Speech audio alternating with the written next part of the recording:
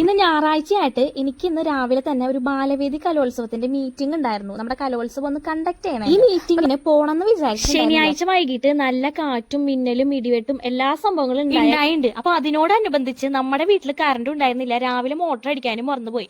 അങ്ങനെ ഞായറാഴ്ച ഉച്ചയ്ക്കാണ് കറണ്ട് വരുന്നത്. ഓടി പിടിച്ച് പണികൾ കഴിഞ്ഞിട്ടാണ് ഇതാ ഈ മീറ്റിംഗിന് പോയിരിക്കുന്നത്.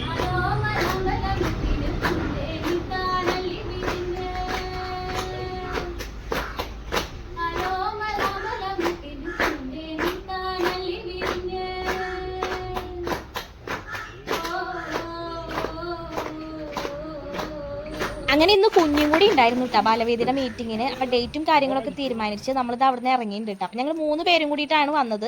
ഞാനും വരും കൂടി ഫസ്റ്റ് വന്നു, പിന്നാലെയാണ് കേട്ടോ കുഞ്ഞ് വന്നത്. കുഞ്ഞ് വരാനായിട്ട് ഒട്ടും പ്ലാൻ ഒന്നും ഉണ്ടായിരുന്നില്ല.